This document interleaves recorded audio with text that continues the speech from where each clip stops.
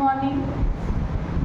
आज हम लोग सूक्ष्म शिक्षण के बारे में अध्ययन करेंगे, माइक्रो टीचिंग के बारे में। चलिए शुरू करते हैं। सूक्ष्म शिक्षण माइक्रो टीचिंग का जो है शुरुआत, थोड़ा सा इसकी हिस्ट्री के बारे में इतिहास, कैसे इसका विकास क्रम आगे बढ़ा या विकास कैसे हुआ उसका चर्चा करते हुए उसके बाद से उसका हम मीनिंग और उसके माइक्रो टीचिंग के बारे में बताया। तो माइक्रो टीचिंग या सूक्ष्म शिक्षण की शुरुआत विश्व में सर्वप्रथम अमेरिका में स्टैनफोर्ड विश्वविद्यालय में माइक्रो टीचिंग की शुरुआत, सूक्ष्म शिक्षण की शुरुआत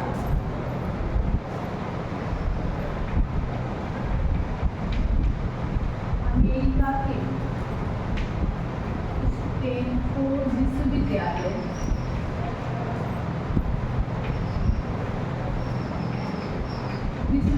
में 1961 में किसके द्वारा किया गया था? एलन एचिसन और बुश के द्वारा इस जो है सूक्ष्म शिक्षण का प्रयोग सर्वप्रथम किया गया था। ठीक है, किसके द्वारा किया गया था? एलन एचिसन और बुश। ठीक है, ये तीनों लोग मिलके सूक्ष्म शिक्षण का सर्वप्रथम जो है कॉन्सेप्ट दिया था। लेकिन इसका प्रयोग जो हुआ, उस प्रयोग को एलन ने 1961 में यानी 1961 में, ये तो आया 1961 में, लेकिन इसका प्रयोग जो हुआ वह 1963 में हुआ। कब हुआ था?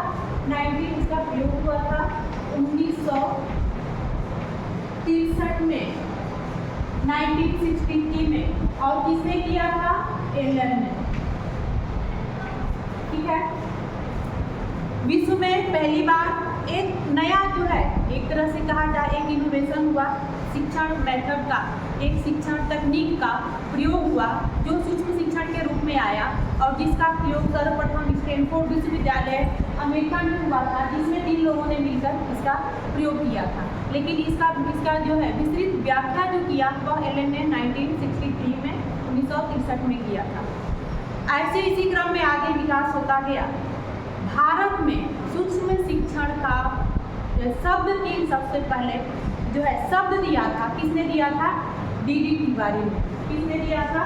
भारत में तो विश्व की बात हो गई, विश्व की बात हम कर रहे थे, लेकिन भारत की बात हम करते हैं तो भारत में सर्वप्रथम डी.डी. तिवारी ने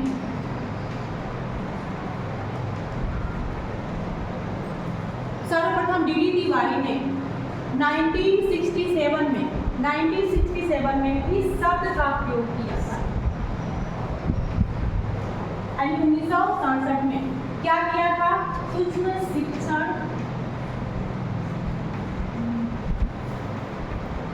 शब्द का प्रयोग किया था। लेकिन इन्होंने शब्द दिया सूक्ष्म शिक्षण का, लेकिन इसमें प्रयोग कब हुआ? इसमें सूक्ष्म शिक्षण पे प्रकाशन कब किया गया था? उस प्रकाशन का कार्य पासी और शाह ने, बीके पासी और जो है शाह ने 1974 में सूक्ष्म शिक्षण का प्रयोग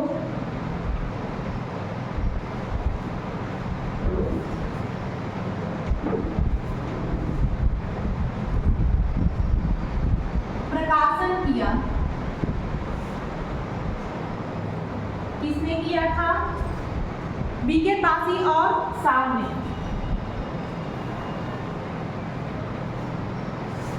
बीके पासी एवं शाह ने 1974 में इस पे सूक्ष्म शिक्षण पे अपना प्रकाशन दिया। ठीक है, इस तरह से और फिर उसके बाद से भारत में भी सूक्ष्म शिक्षण का प्रयोग शुरू हो गया। यह रहा सूक्ष्म शिक्षण का इतिहास। अब सूक्ष्म शिक्षण होता क्या है? जो शुरू हुआ एलन एचिसन और बुश ने दिया था और एलन ने जो व्याख्या की थी, सूक्ष्म शिक्षण एक ऐसा वास्तविक शिक्षण है जो वास्तविक कक्षाओं की जटिलताओं को कम करते हुए एक छोटे से कक्षा में एक छोटी सी विषय वस्तु पर किसी एक कौशल को विकसित करने का कार्य किया जाता है सूक्ष्म शिक्षण के द्वारा। जैसे उन छात्राध्यापकों या उन बच्चों को जो शिक्षक की ट्रेनिंग ले रहे हैं उनको यह कौशल विकसित करने का कार्य किया जाता है उनके अंदर, क्योंकि उन्हें शिक्षण कार्य करने के दौरान अनेक कौशलों का प्रयोग किया जाता है, अनेक कौशल प्रयोग करने पड़ते हैं और उन कौशलों को हम अलग अलग से अगर विकसित करते हैं, अलग अलग से उस कौशल को पूरी तरह से अगर छात्र सीख लेता है तो फिर उसका अपने शिक्षण के दौरान प्रयोग अच्छे से कर सकता है। इसी कॉन्सेप्ट को देखते हुए यह सूक्ष्म शिक्षण का प्रयोग किया गया। इस तरह से देखा जाए तो सूक्ष्म शिक्षण क्या है, अब जो इन्होंने दिया है उसके आधार पर, जो एलन ने बताया उसके आधार पर सूक्ष्म शिक्षण का सिद्धांत दिया गया। सिद्धांत दिया गया, क्या दिया गया था? पहला दिया गया कि यह एक वास्तविक शिक्षण का सिद्धांत है, वास्तविक शिक्षण। दूसरा, सामान्य कक्षाओं की जटिलताओं को कम करता है। क्या करता है? जटिलताओं को कम करता है।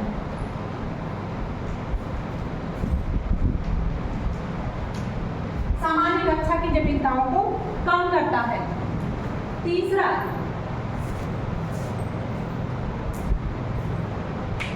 विशिष्ट कौशल का, यानी कि एक विशेष कौशल का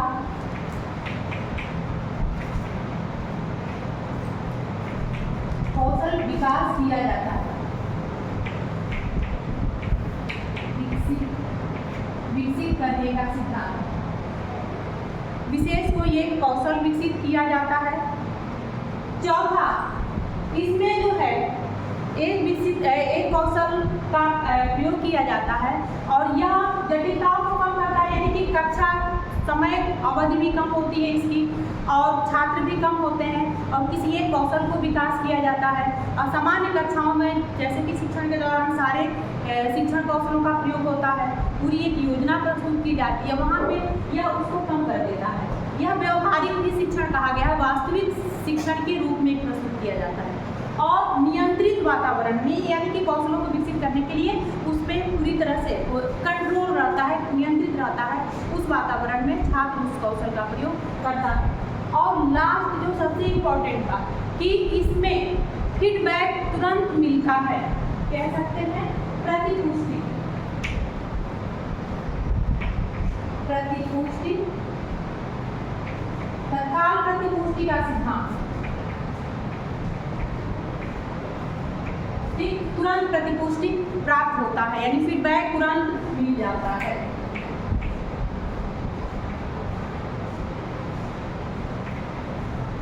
ये हो गया इसके सिद्धांत जो सूक्ष्म शिक्षण का प्रयोग किया गया था।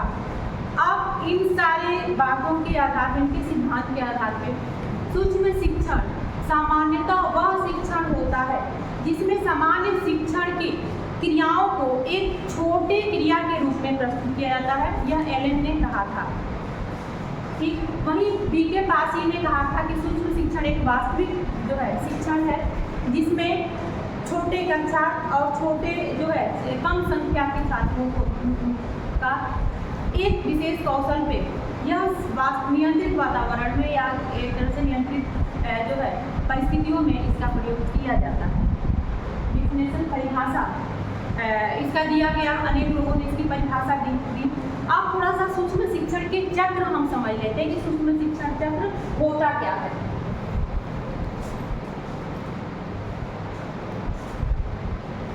ये आप लोग ले लीजिएगा अपना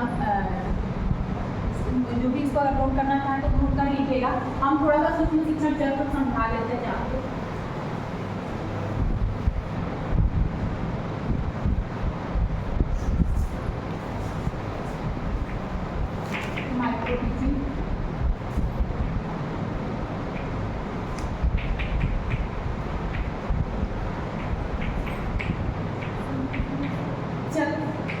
चक्र हमारा क्या होता है? सूक्ष्म शिक्षण चक्र जिसे कहते हैं, उस चक्र किसे कहते हैं?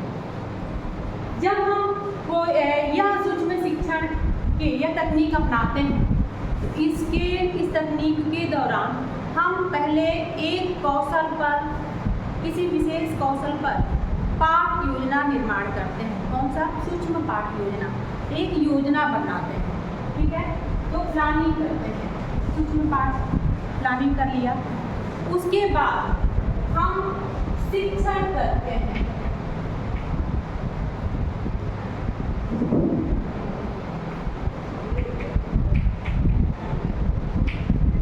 पाठ योजना बनाया, इसके बाद शिक्षण किया।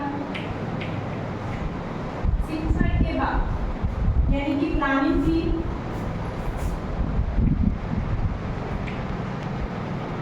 फिर टीचिंग किया,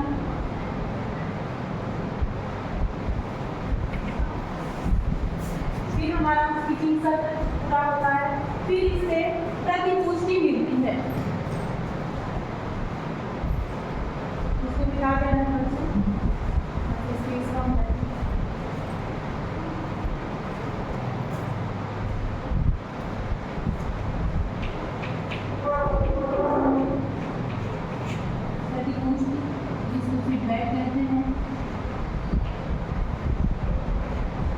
फिर हमारा यह चक्र प्रतिपुष्टि, फिर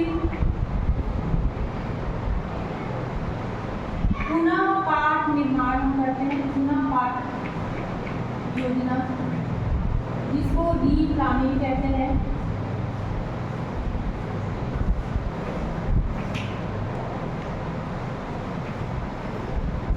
फिर पुनः शिक्षण,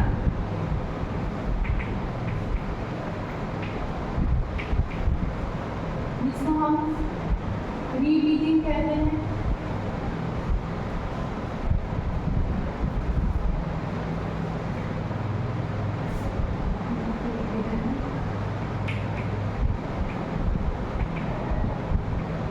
इसके बाद से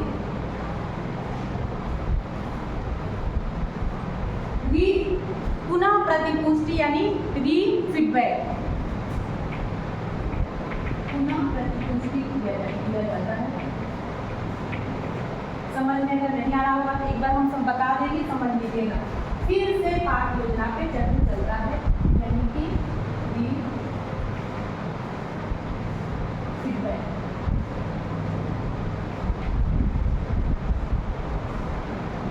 यानी कि ये जो चक्र है हमारा, पहले हम प्लानिंग करते हैं, प्लानिंग के बाद से हम शिक्षण कार्य करते हैं। उस प्लान जो भी प्लान हमने बनाया है किसी एक कौशल का, किसी छोटे से विषय वस्तु पर, उस कौशल का प्रयोग करते हैं, शिक्षण करते हैं। शिक्षण के बाद हमें फीडबैक दी जाती है, किससे के द्वारा?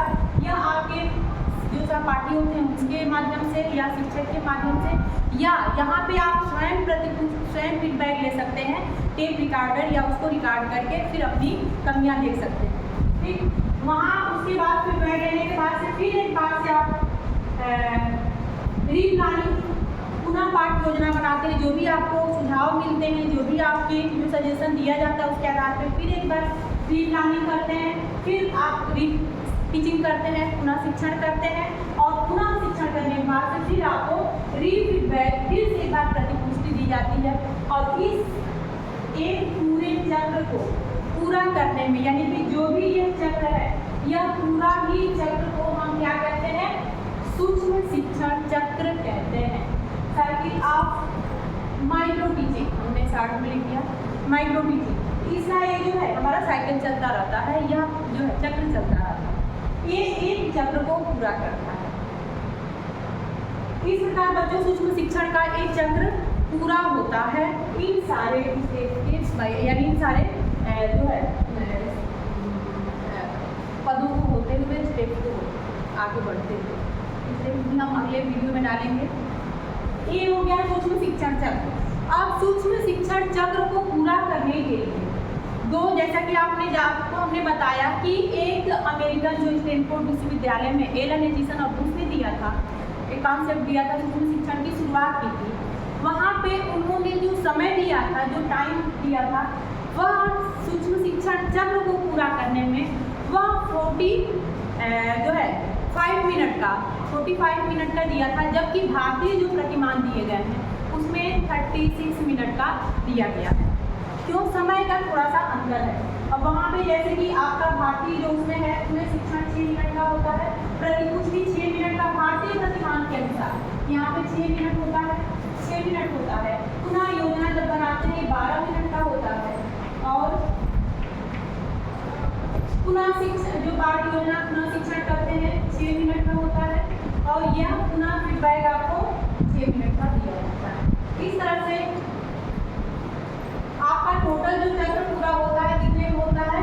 36 मिनट का होता है, 36 मिनट का होता है। लेकिन जब हम स्टैनफोर्ड विश्वविद्यालय के दिए गए प्रतिमान के आधार पर जब हम देखते हैं तो वहाँ पे हमारे जो है समय थोड़े से अंतर हो जाता है। जो शुरुआत हुई थी उसमें जो टाइम दिया गया था उसमें शिक्षण के लिए टाइम जो दिया गया था वो 5 मिनट। अभी ध्यान रखिएगा, भारतीय प्रतिमान पहले से लिखा है, फिर जो है अमेरिकन जो है स्टैनफोर्ड विश्वविद्यालय द्वारा दिए गए प्रतिमान का समय हमने बताया है, तो आप ध्यान दीजिएगा। फिर यहाँ पे 10 मिनट का एक होता है, 10 मिनट के। उसके बाद से जो पाठ योजना बनता है ये 15 मिनट के होते हैं, या पुनः जो शिक्षण होता है 5 मिनट का, और फिर से पुनः प्रतिपुष्टि 10 मिनट का। इस तरह से टोटल हमारा हो गया 45 मिनट। तो टोटल ये चक्र जो पूरा होता है यह 45 मिनट के होते हैं। भारतीय प्रतिमान के जो आधार पर भी हमने समय आपको बताया, और जो है शुरुआत हुई थी उसके आधार पर हमने सूक्ष्म शिक्षण के चक्र का समय बता दिया। ये रहा हमारा माइक्रोडीजिंग का विकास कैसे हुआ, उसके चक्र और माइक्रोडीजिंग के सिद्धांत, इसमें कौन कौन सी बातें जो है प्रमुख दी गई थी, बहुत सारा हमने आपको बताया। आई होप आपको समझ में आया होगा। और इसके पद जो है अगले वीडियो में आपको हम अध्ययन कराएंगे, उसके बाद अगले वीडियो का इंतजार करिए। ठीक है बच्चों, यह आज हमारा जो है सूक्ष्म शिक्षण का चक्र और उसका कंसेप्ट, उसकी परिभाषा रहा। समझ में आया होगा। और आगे जो भी अगर आपको कुछ और समझना हो या कुछ इसमें छूट गया हो उसके लिए आप कमेंट बॉक्स में डाल सकते हैं। थैंक यू बच्चों।